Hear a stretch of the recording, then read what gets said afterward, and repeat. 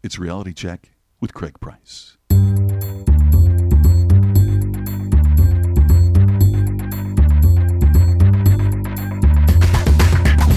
I'm an idiot. 4 minutes in and I'm already wrong. I'm like a monkey. Hello, look at me. You're like a beautiful mind. I'm more like Forrest Gump. So it's, Craig Price is the man. I knew it. Craig, shut up. it's Reality Check with Craig Price. This week, Jen Rulon is here to talk triathlons. Thanks for listening. I hope you're doing well. Got a very interesting guest for you this week, but before we start, I have a brief announcement. Do you have plans for New Year's Eve? I mean, I know it's early, but it's never too early to start thinking about New Year's Eve. If you don't have plans, think about coming to the marvelous Nerd Year's Eve in Dallas, December 28th through January 1st. Why? Well, I'll be hosting a bunch of panels and recording some celebrity panels for the podcast. I would love to spend New Year's Eve with you. It's a 4-day event. It's going to be fantastic. Guest includes the crazy and talented Michael Rooker and Sean Gunn from Guardians of the Galaxy, our past guest Ming Chen and his pals from Comic Book Men, and this is the most exciting, the granddaddy of them all, Stan Lee. He's going to be there all 4 days. There'll be over 30 celebrity guests, artists, and authors, panels around the clock, and multiple parties each night. It's a great way to end a great year and a fantastic way to usher in 2017. So head over to marvelousnye.com and reserve your spot now. Early bird registration ends October 15th, and from what I hear, early bird spots are filling up fast. It looks like it's going to be an exciting, wonderful weekend. But let's get to today's guest. One of the great things for me about this podcast is I can learn about things that I would never actually do. I mean, triathlons do not call to me. I have no interest in participating in one. I don't even want to run a marathon. I don't like getting out of bed some days. But hearing about how someone preps and what happens when you do run one without me having to break a sweat, that does interest me. Thankfully, our guest today not only runs in them, she trains people how to run them, and she also uses some of those training techniques to teach regular people like you and me how to be productive. She's also trained orcas at SeaWorld, so when I heard all of this, I just had to have Jen on. So let's carb load by grabbing a big bowl of pasta, sit down, tape up to avoid chafing, and listen all about triathlons with Jen Rulon.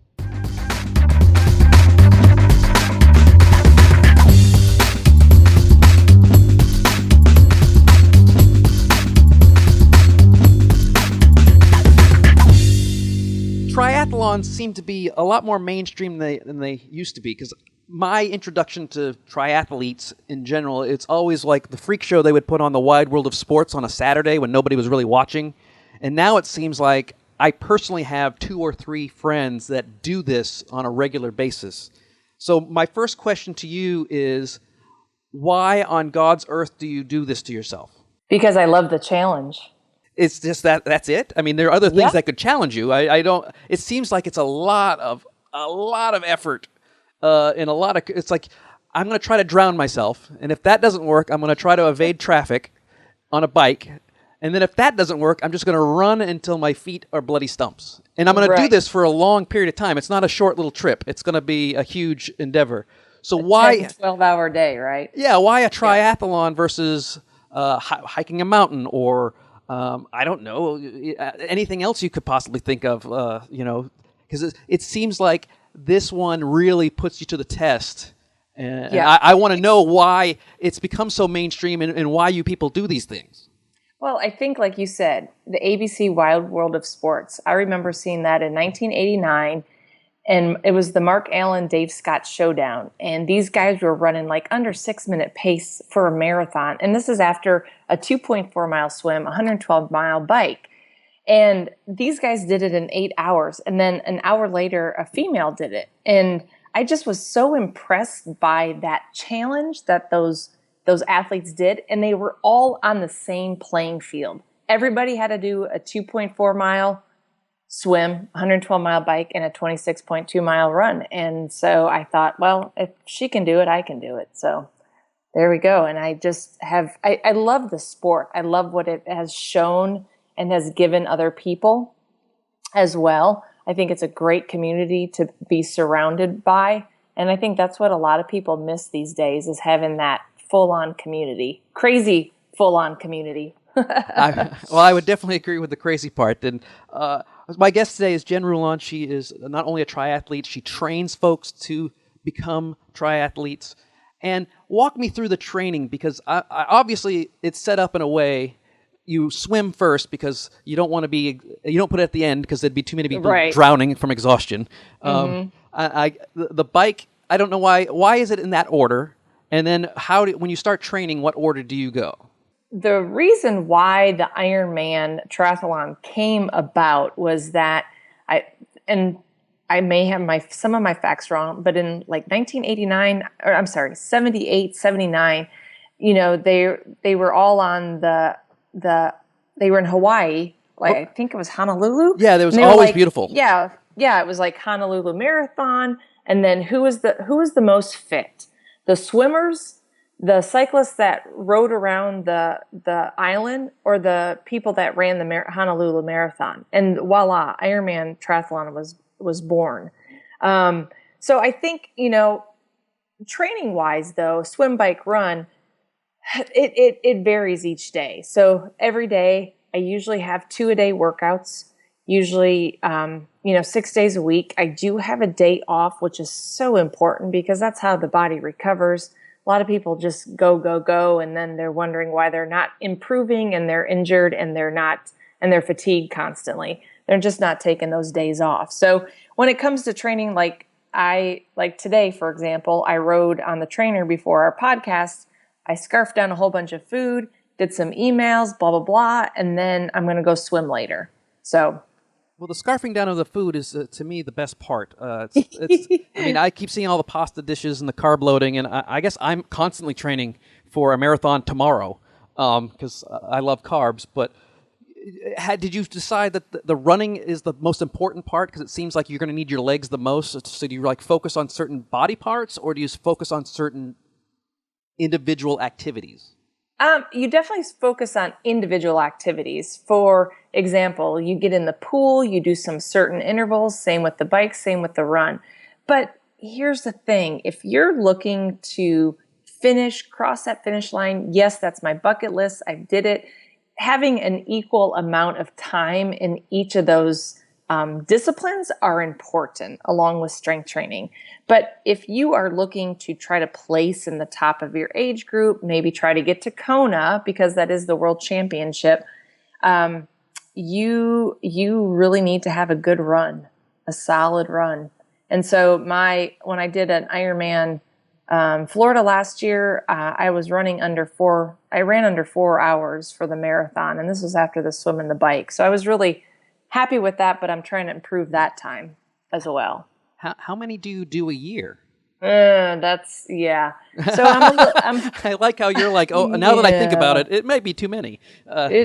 Honestly, it probably is. So what I realized, I did 3 Ironmans in 9 months.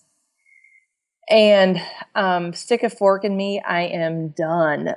But, I'm trying to get to that Kona. It's very hard. I am in the 45 to 49 age group, and these women are fast. Now, here's the thing. I am fast as well, but these women are fast. So I have to really try to get up there to qualify. So you're fast. I probably do a little bit more than I should. You're faster than average, but we're talking about the Kona is about the elite. It is. Mm-hmm. And so, yep. So what is technically fast? Because again, a 45-minute mile is perfect for me. So I don't know. I don't know what a normal a marathoner would be. Yeah. You also have to look at the whole picture. So I would say a woman who's doing, in my age group, who's doing a 10:45, 11 hour is pretty darn good. And that's getting some people to Kona. And I came across the finish line last year at 11:07. So I'm close. I'm getting there. But it also depends on the course. It depends on who shows up. It also depends on the weather. I mean, your nutrition that day. There's so many stinking factors doing an Ironman that I've come to realize that you can only control what you can control. So I can't worry about the other people. I can't worry about the weather. I just need to take care of myself. So we'll go into the realm of fantasy and pretend that you've convinced me to do this. Yes. So I'm listening to you going, oh, this sounds like a great community. I'll get some exercise. I'll become super buff and lean and mean and wonderful. So I've convinced, but I'm starting from scratch. So realistically thinking, an average person who, let's say they're in good shape. They're not in, obviously, athlete shape, but they're just average person, not someone who's unhealthy, but someone who's healthy. How much time do I have to put in advance? Do I have to start planning? And then kind of give me like a introductory routine, what I would need to do to start ramping up. Yeah. So if you are in the fantasy world, we're going to have you do an Ironman, but I would say it's going to be a 3-year process. So the first year we do a couple sprints and Olympic distances and we go have fun. We figure out what works for you, what doesn't work for you. Then the second year we would do some sprints, Olympics, and then we would have you do maybe 2 half Ironmans. And then after that, the next year, that would be your full Ironman. So it would be, if you were dead set on doing an Ironman, I would ask for a 3-year commitment. Which sounds like a lot, but I can get you there happy and healthy. Well, the first year sounds more like it's about pacing and understanding what you can and cannot do. Yes. And so what kind of things are we looking for in that? Is it just rhythm? Is it, you're really good at cycling, so we're going to, if you're not very good at the swimming part, we'll be able to make up some of that time? Is that what we're looking for? Yeah, we're trying to figure out where your weaknesses are. You might be a pretty solid swimmer, so maybe that's not something we have to focus on. So then we'd go and start, taking you out on a bike ride, taking you out on group rides, things like that, learning how to shift gearing going up hills, just little things like that. And then, maybe you're not the best at running. So we would, start getting you running more, like doing some 5Ks and 10Ks and just figuring out what we need to improve on throughout those 3 years. So a lot of times I hear you take what you do well and really hone that to make it so you're spectacular. But this is great because I don't believe that. I think if you have weaknesses, you should focus on those to kind of bring everything up. Because correct. In this kind of situation, it sounds like being a generalist is a really good thing. It is a good thing, yeah. Because I've seen some athletes who are phenomenal runners, but they can't swim worth a crap, and it's going to take them so much energy, and they're going to just be absolutely exhausted getting out of that swim. They're going to be like, well, I just won, I don't need to worry about my bike and my run. And so, yeah. But I've also seen the opposite, phenomenal swimmers, but then if they don't have the bike and the run, then that's, it's a little harder, especially like with Olympics coming up. These Olympic distance athletes, they have to be good at everything. Oh yeah, they're freak they're Olympians, but yeah, they're absolute freak shows. It's crazy to see what they can do.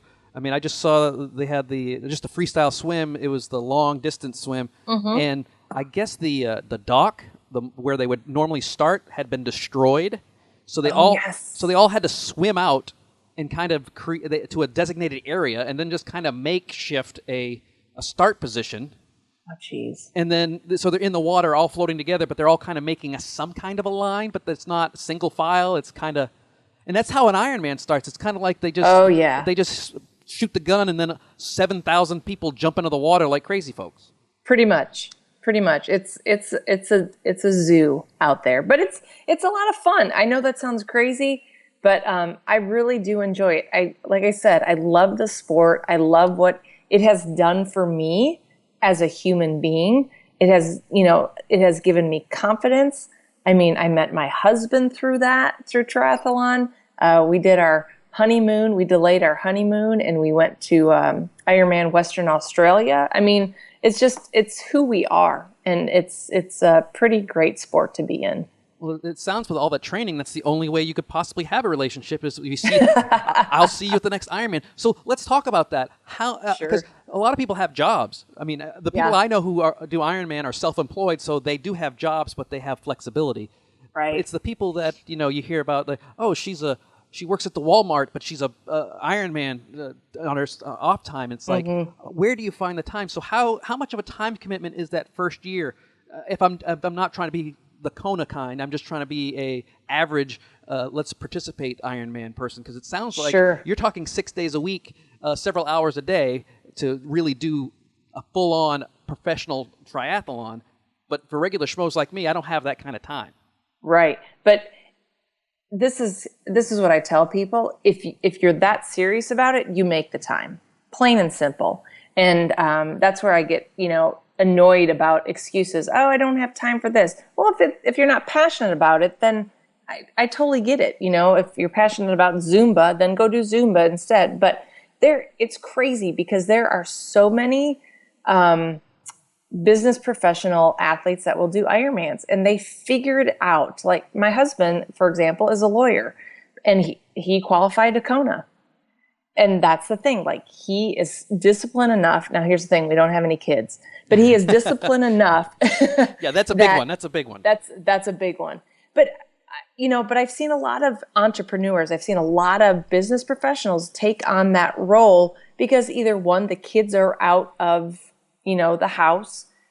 Maybe they've already been established in their business, into their entrepreneurship. Maybe, the kids are pretty young, but the wife says, yes, go for it. I mean, I've seen the opposite. I've seen the wife say, hey, I want to do an Ironman. And the husbands are like, okay, go for it.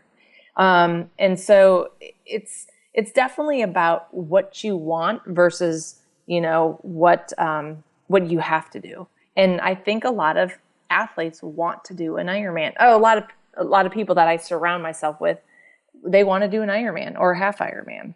So how much time commitment on a daily basis are we talking about? Sorry. That's okay. Yeah. It varies. I would say 2 hours at the most per day. That's not bad. And then you can get up to 6, 7, 8 hours, and that's going to be on a weekend. So I might give a workout like right before the Ironman. I wouldn't say right before, but about 4 weeks out from an Ironman, I might have them go do a 6-hour bike ride with a 20-minute run afterwards. Yeah, so. And if you do an hour, it's not 2 solid hours. It can be an hour in the morning, an hour in the afternoon. Exactly. Yep. And maybe are you doing like one exercise a day? Like, are you doing today's my running day, tomorrow's my swimming day, or are you like, oh, I'll swim in the morning because I have access to the pool, and then I'll run in the afternoon? Or what would you consider a good tactic? A good tactic. I am a big advocate of splitting your workouts like 6 hours at a time if you can. So yeah, you're going to be working out in the morning or lunch, and then you're going to be working out in the evening. So for example, I like the swim run combination during the day. I also like the bike lifting option as well in one given day. So today wasn't a good example because I'm getting ready for a race, but usually I don't like an athlete to load their legs constantly back to back. So for example, on Monday, let's say they run in the morning, swim at night, and then on Tuesday they bike in the morning, lift at night, and then they'll go swim again on Wednesday. So it's alternating leg days is sort of what it is. Not leg days, but giving yourself enough rest in between leg days. Well, we were talked about. Does that make sense? Yeah, well, no, it makes absolute sense because a lot of exercise programs are, today's leg day, today's arm day. Yeah. They try to, so you don't back up like that. Back and bis, chest and tries. Yeah. See, this is where my years of the everyday boot camp that we do. Yes. Which is it's not strenuous. It's not the kind you see people screaming at you. We're not running around in the mud. We're mostly middle-aged folk that are just kind of having someone kind of tell us what to do because we're too lazy to figure it out ourselves. Right. And we do it as a group. That's why people hire me. Yeah, exactly. This is where I'm starting to understand that, it's pretty much like exercising on a regular basis like we're supposed to be doing, only you've amped it up to a different level, and you're still kind of doing the same exercises. It's just that you're doing them for specific goals in mind. Right. So let's talk about the actual day of the event, because we already talked about the mass rush into the water. Yeah. What kind of things do you got to think about and make sure you're aware of at each stage? Because obviously, when you're biking, you don't have to worry too much about cars because they've kind of set up a track. There may not always be the case, but not always the case. Yeah. But we when swimming in a mass like that, you've got to be careful because you can't just go all out because there's people in front of you, people beside you, and if you get knocked in the head, you don't get to stop on the side of the road. Right, right. Yeah, for swimming, it's definitely the mass start. You know, you have to be careful that your goggles are sit on tight, because I've seen people like just lose their goggles, and they get into that panic mode. There's a lot of kayaks out there. And here's the thing, you know, if we're not doing an Ironman, you know, there's plenty of sprint triathlons that you could swim in the pool and hang on the side if you had to, that type of thing. So there is that option. But then cycling, you do have to watch out for other athletes, because there are some athletes that do not know how to ride a bike in a group setting like that. And I'm not saying that we draft off of people, because you can't, but just they don't know the logistics of cycling. So that's something you really have to be careful. And, you know, you are out on the road, you sure do need to be careful of those cars, no matter, even if it's blocked or not, because there's still cars out there. And then on the run, the running part is the hardest, I think, because this is where your nutrition really tells you if it's working or not. So nutrition's a whole other beast, especially for the Ironman world and the half Ironman world. And how do you prepare for that? Because it's, like you said, we're talking 10, 12 hours for a regular person out there running. You've got several things you got to refuel while you're doing it. Yep, and you got it. And it can't just be grabbing a small paper cup of Gatorade. That I can't believe that's the only thing people are doing. Oh, come on. You'd be surprised. But also, you got bathroom breaks you got to worry about. You've got all kinds of things that you're cramping. So how do you maintain while you're actually doing it? So how do you get the fluids? How do you get the energy? How do you take a break on the side of the road? Do you just run out into the woods? I don't know how you guys do it. Let's see. Like we talked about, yes, I pee on the bike. That's one thing. I will pee in my wetsuit. I will pee on the bike. Other people will stop off their bike to go pee. They just are not able to pee. I know, it's so attractive. Is that why you guys don't draft? Because you just the guy in front of you just might be peeing away, and then it's like, oh, it's starting to rain. No, trust me, I will do that with guys who are drafting off of me. I'll be like, time to be chicked by a peer. You know, little oil slick. That's right. That's right. And then running. You know, if you have to go to the porta potty, you go to the porta potty. You know, that's generally the thing that you need to do. They have plenty around. But nutrition-wise, it all depends on what the athlete can handle. I have had athletes that have done peanut butter and jellies and Fritos. Oh, that sounds like my training. Yeah. I've had athletes that will do, we are in San Antonio, so I've had them do tortillas and bean and cheese tacos. I don't know how or why. Anyways, me personally, I do a liquid fuel. So everything, one bottle of my liquid per hour is like 220 calories, and that's what I drink. Okay. So, yeah. Well, I cannot do solid. yeah, I would imagine. I would have a hard time just running and eating. Just in general. So drinking I can kind of do, especially with the water bottles you've got with the squirts on them. So what's in this quote-unquote liquid? Yeah, it's something called EFS Pro. It's a brand name, First Endurance. I've worked with them for the last almost year, and it's helped me so much with my training and my racing. And a lot of athletes have been starting to use it.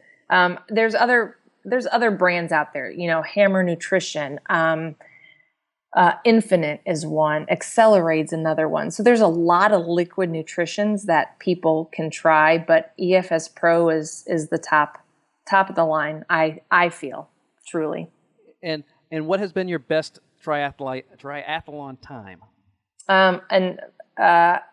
In Ironman Florida last year, I did an 11:06. 06, that's pretty good. Yeah. So my swim that year we had no wetsuit, so my swim was a little bit slower. But my bike time was like I said, a 5:35, I think. Well, and then there was for no 100 wetsuit to absorb all that pee, so it was probably make you faster. Exactly, right? And then, like I said, the run I was under 4 hours, so that was about 9 minute miles for the marathon. Well, one of the things you're doing now is Mm-hmm. you are helping entrepreneurs and small business folks. So, what are some of the life lessons that you've learned as a triathlete and apply them to the regular, everyday folks? Yeah. So the number one, and I already brought this up, was control what you can control. So for example, and I've heard this a lot, like with Gary Vee, he's like, I don't read what other people say. I don't read what other people are doing. I just sort of do my own thing. And that's very similar to an athlete. An athlete can't worry about what this athlete's doing on the race course. They have to really focus on what is important to them. And same with the business owning. You could sit there and look at everybody else, what they're doing, but you're going to waste 30 minutes seeing what these other people are doing when you could be actually working, taking care of your business. The couple other life lessons that I've talked about has been goals are adjustable. So if as an Ironman triathlete, I have not qualified for Kona, but I keep trying year after year after year. It's every October. This year I'm going to be the best Sherpa ever. While I'm cheering for my husband, but dang it, you know what? I'm going to keep trying to get to Kona. Same thing in the business. If you didn't get your numbers, if you didn't hit your numbers for the month, if you didn't, if you had to let somebody go, but then you're questioning why, like, don't question that. It happened for a reason. Adjust your goals, adjust your dreams or your, the business aspects of it, and then just move on and don't dwell over it. And I don't think entrepreneurs or business owners do that.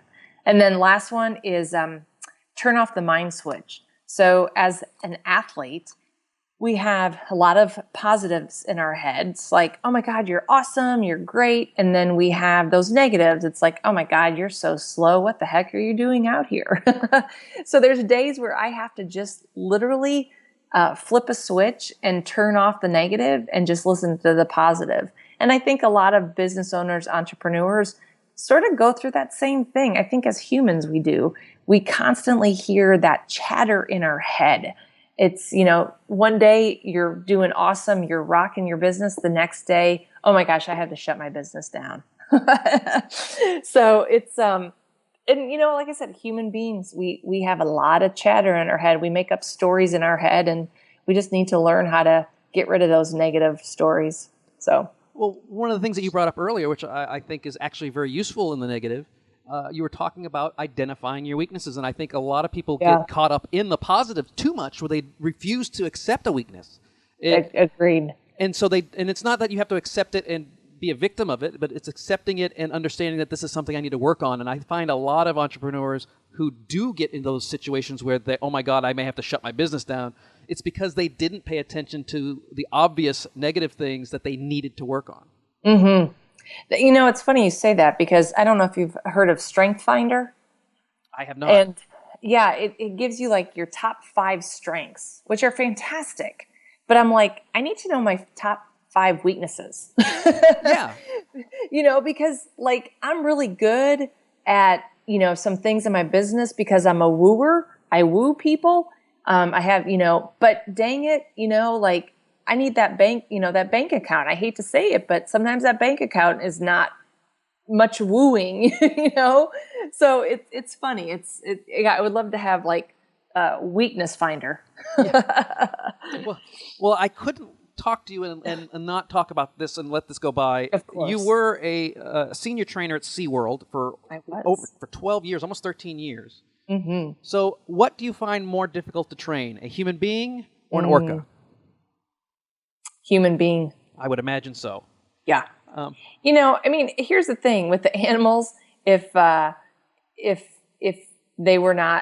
did not want to do something, they wouldn't do it. So they wouldn't talk back to us. So we would just walk away and say, okay, they're just not in the mood to do it. If they didn't want to do a show, they would swim away, or they would just, as a sea lion, they would just lay on the stage and, as a animal behavior, you ignore the incorrect, and you just sort of moved on with the show. I mean, the show has to go on, right? But people, they always have those dang excuses, and that's what's frustrating. Animals don't have excuses. Yeah, and they also human beings try to manipulate a little bit. I mean, For animals. sure. I have dogs, so I know that they try to manipulate. My Yes. dogs give you that sad sack look. Or now that my dogs are getting older, I have one he has become indignant. It's like it's dinner time now. At 13 years, I was wonderful, but now I'm going to start barking because it's time to eat. Damn it! Yeah, and it's funny. As an animal behaviorist, then you start looking, okay, what am I doing? Somehow I'm reinforcing the barking. Well, it's because I have to feed him because he's doing it, but it's really weird with him because I'm doing what he wants and he's barking. So it didn't start like I would be reading a book and it's like time to eat, bark, bark, bark. It was I'm walking to his food. I've got my scoops in hand. I'm scooping out his food. Now he's barking. Like I'm not going fast enough. It's like Right. So I don't. But in reality, you're reinforcing him because you're feeding him. Right. I just don't know how to. That's a primary. Yeah. I just don't know how to stop it without him just shutting him up. I'm just like, it's at this age. It's like like I said, he's 14 Yes. years old. It's like Agreed. he's lived a good life. He's got some leg problems. He hobbles around, and the only time he really gets super excited is when food comes out. So am I going to take that away from him at this age? Agreed. Let him bark. It's like, if he was a two, 90-year-old, taking their television away. I don't know. yeah. But if he was 2, I would definitely be correcting it. But For sure. At 13, I'm going to let him live it. So tell me what it was like at SeaWorld, because I have not been to the one in San Antonio. I've been to the one in San Diego several times. It's a beautiful facility. I live in Houston, so I should be able to. I go to San Antonio all the time. I should be able to just head over there, but I don't. It's just one of those things where Understood. I drive to San Antonio. By the time I get there, I just want to do what I'm there for and go home. Right. No, I get it. It was. I have to say, it was an amazing career, and I knew that I wanted to be a marine mammal trainer since 7th grade, and I worked my way up to that job. And I did an internship at Minnesota Zoo. I moved down to Gulfport, Mississippi. I was there for 2 years at a facility, and unfortunately, Katrina crushed that facility. I do have to say that Como Park, is that the one that you in Minnesota? It was Minnesota Zoo. Oh, actually. the Minnesota Zoo. I went to Como Zoo. Park Zoo, which is in Minneapolis. Which Yeah. I guess the competing zoo. I was going to say they both the facilities are very, very well done. Very, yeah. I guess they don't have dolphins there anymore. But not at Como. I didn't see the dolphins. I saw the orangutan. I go where there are orangutans and gorillas. oh yeah, I could see why. So, and I've been at Gulfport. It's a beautiful area. It's perfect there's dolphins just running around out there. Running around, there is. And then I was able to come over to San Antonio. I was bucket scrubbing for $6 an hour, but I ended my career with working with killer whales. So it was a great career. I left just due to the stress of the job after having some miscarriages and losing my dad. I realized life was way too short to be in a stressful situation like that. So it was time, and I did everything I wanted to do. Is it just the stress of the responsibility for the animals? Because I know that, when you're with animals that much, you can't help but fall in love with them. Oh, yeah. And I mean, it's not like going to work. I can work with someone for 25 years and not like them. I can sit next to them. I can deal with them at 8 hours a day. But with animals, I find it almost, unless you're just some cold-hearted, evil person, I can't imagine you don't fall in love with them. Yeah. For sure. So is that where the stress comes from? Is just that you just want to make sure that you take care of the best you possibly can? Yes, but I think the stress also came from a killer whale is a killer whale, and we have seen what has gone on. And I think that, could I have moved, could I have stepped away from Shamu and the killer whale facility and gone back to the beluga whales and the dolphins or the sea lions? I could have, but I did everything I wanted to do.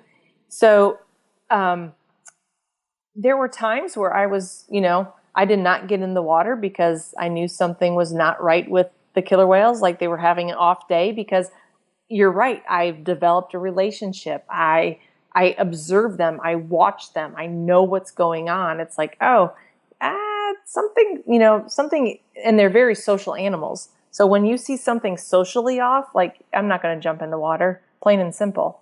So that was a very stressful. That was stressful. Well, then what is the last thing I want to see is what is Yeah. the takeaway that you got from training killer whales that you apply to training people?